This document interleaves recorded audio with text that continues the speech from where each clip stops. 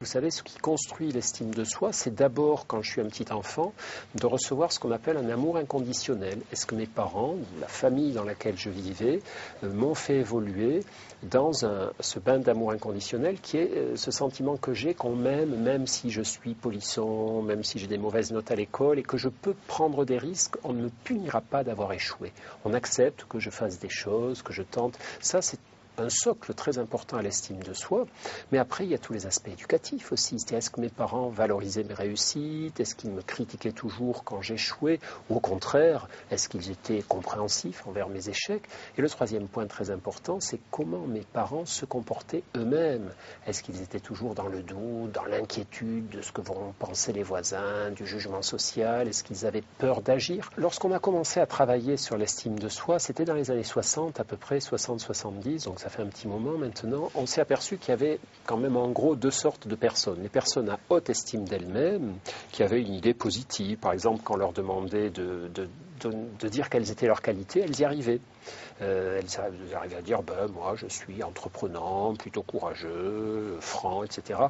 Quand vous demandiez à des personnes à basse estime de soi quelles sont vos qualités, c'était la catastrophe, ça les gênait d'en parler, ou chaque fois qu'elle trouvait une qualité, elle disait oui, je suis plutôt franc, mais parfois je m'y prends mal, je me fâche avec les gens, oui, j'ai de l'énergie, mais parfois je fais des bêtises à cause de cette énergie. C'est-à-dire, au fond, une des différences entre les haute et les basses estimes de soi, c'est le fait d'accepter, de voir les côtés positifs chez soi, le fait d'oser agir, de ne pas avoir peur de l'échec. Les personnes à haute estime de soi agissent plus facilement parce qu'elles ont intégré qu'au fond, échouer, c'était normal. Quand on agissait, il y avait un certain nombre de fois où on échouait.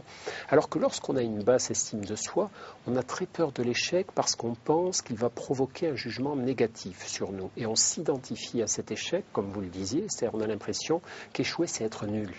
Qu'échouer, c'est ne plus avoir d'avenir. On peut aussi, si on connaît trop d'échecs scolaires, trop d'échecs professionnels à répétition, finalement être ébranlé et se replier. Et après, il y a une espèce de cercle vicieux, c'est-à-dire moins j'ai confiance en moi, moins j'ose aller vers les autres et moins j'ose tenter de choses, et moins je vais vers les autres et moins je tente, évidemment, moins j'ai réussi, moins j'ai confiance, etc. Vous savez, notamment dans ces problèmes d'estime de soi, il y a tout un discours intérieur que nous nous tenons sans nous en rendre compte. C'est comme une espèce de petite tisane, de petite infusion permanente. C'est tu n'y arriveras pas, n'essaie pas, laisse tomber, tu as encore été idiot, vaut mieux te taire la prochaine fois. Toutes ces petites paroles négatives qu'on se dit à soi-même sans s'en rendre compte souvent. C'est comme une espèce de radio, là, imaginez une radio critique à bas bruit là, dans votre cuisine qui en permanence toute la journée vous dit t'es nul, n'essaie pas, tu n'y arriveras pas, tout le monde se fiche de toi, reste dans ton coin, c'est la meilleure façon, fais-toi oublier.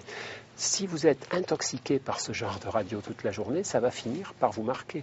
Et beaucoup d'entre nous fonctionnent comme ça, se dévalorisent sans cesse. L'approche cognitive travaille sur ces pensées automatiques. J'ai l'impression, quand je suis dans une soirée, que je suis le plus bête, le moins cultivé, celui dont le cerveau est le plus lent, celui qui intéresse le moins de monde. Alors ça, tout le monde a pu avoir cette impression. Parfois, c'est totalement absurde, c'est pas du tout vrai. Et parfois, c'est vrai, on est entouré de gens plus intéressants et intelligents que nous. Et alors ? Pourquoi ne pas s'en réjouir, se dire, oui, je sais bien que sur Terre, il y a plein de gens plus intelligents, et là, manque de chance, il y en a plein autour de moi. Je vais me réjouir, je vais les écouter, dire des choses intelligentes. Je n'ai pas besoin de me dévaloriser pour autant. C'est ça l'erreur, vous voyez, des problèmes d'estime de soi. Dès que je vois quelque chose qui me paraît admirable, je m'enfonce au lieu de me réjouir. La bonne estime de soi, ça n'est pas le narcissisme, se penser magnifique, supérieur aux autres, c'est pas du nombrilisme. Et au contraire, ce dont on s'aperçoit, c'est que lorsque les gens progressent en matière d'estime de soi, ça aboutit plutôt à un oubli de soi. On a souvent une mauvaise lecture de l'humilité. L'humilité, c'est pas se rabaisser, c'est simplement se dire, je ne suis ni supérieur, ni inférieur aux autres, je suis l'égal des autres humains. Il y a une fraternité entre nous, je n'ai pas à chercher, parce que je doute de moi, à les dominer. Je dois juste être à ma place au milieu de mes frères et mes sœurs humains, et on va partager. C'est ça l'humilité, c'est pas vouloir toujours se rabaisser, ça c'est du masochisme, ou c'est autre chose encore. En matière d'estime de soi, c'est souvent nous le vrai problème. Ce n'est pas les autres, ce n'est pas le jugement des autres, c'est nous. On est souvent trop sévère. Il y a une sorte de perfectionnisme dans les maladies de l'estime de soi qui font que les gens ont des exigences vis-à-vis d'eux tyranniques, inconcevables. Et on leur dit souvent en thérapie, il faut que vous soyez votre ami. Ne cherchez pas à vous adorer, à vous aduler, respectez-vous comme vous respectez simplement un ami. Ne vous mettez pas toutes ces pressions, c'est ça le péché d'orgueil, c'est vouloir se dire finalement je dois pouvoir être parfait et refuser de s'accepter imparfait, comme on est tous imparfaits, c'est souvent refuser d'agir et refuser d'être soi-même.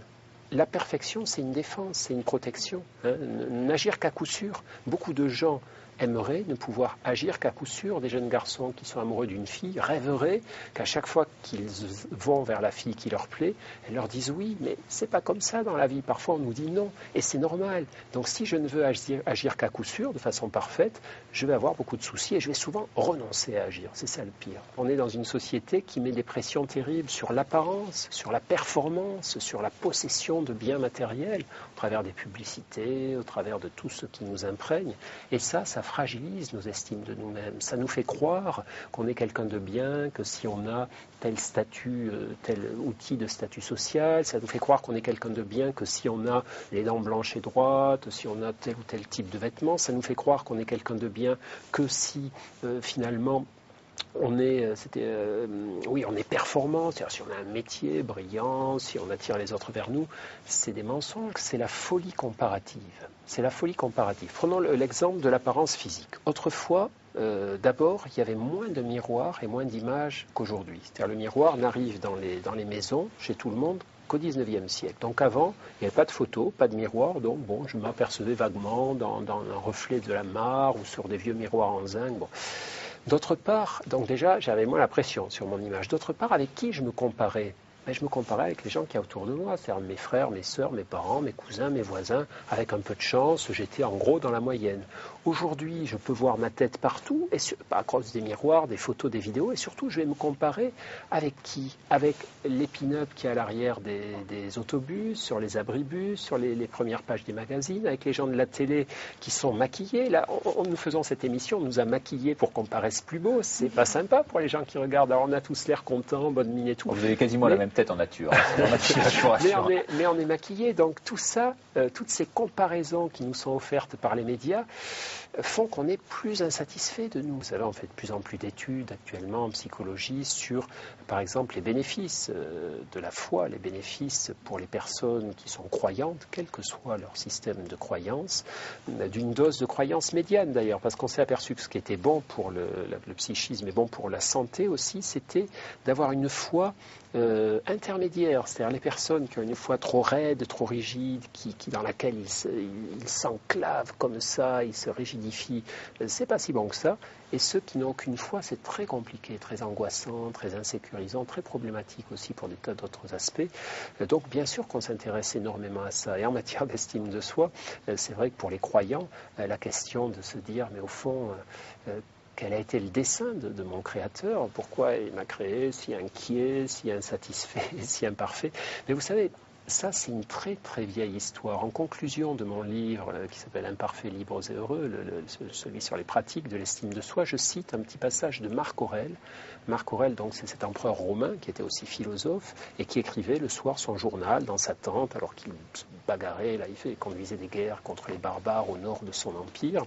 Et Marc Aurèle s'interroge sur son âme et il dit, en gros, il dit, mon âme, mais quand seras-tu enfin tranquille, quand seras-tu enfin satisfaite, quand cesseras-tu de toujours vouloir tout ce que tu n'as pas, etc., etc. Donc cette notion d'acceptation de soi et de prière qu'on tourne vers notre Créateur pour tenter de mieux s'accepter, elle est éternelle.